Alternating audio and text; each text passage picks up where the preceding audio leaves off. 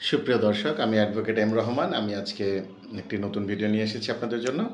আজকে আমরা একটি গুরুত্বপূর্ণ তথ্য জানব। সেটি হচ্ছে যে আমরা চলাচলের সময় দেখা যায় যে হঠাৎ করে এসে সেটা কোনো ছেলে হোক বা মেয়ে হোক বা যে কেউই হোক, যে কাউকে হঠাৎ করে এসে চলাচলের পথে বাধা তৈরি করতেছে। আমি যে রাস্তা দিয়ে যাচ্ছি আমাকে আটকে দিয়ে বলল, আপনি বা তুই বা তুমি এই রাস্তা দিয়ে যেতে পারবে না। হঠাৎ করে অবৈধভাবে আমাকে বাধা দিল। তাহলে সেক্ষেত্রে কি আমার কোনো আইনগত অধিকার রয়েছে? অবশ্যই।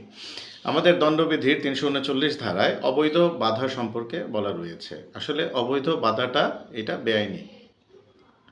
বেআইনি হবে এবং এটা একটি অপরাধ হিসেবে গণ্য হবে। আমরা অনেকেই হয়তো এটাকে অপরাধ মনে করি না, তাই না? সো এটা একটি অপরাধ হিসেবে গণ্য হবে এবং যার জন্য সাজার বিধান রয়েছে ১ মাস কারাদণ্ড অথবা অর্থদণ্ড। ধন্যবাদ এই ধরনের গুরুত্বপূর্ণ মজার তথ্য পেতে।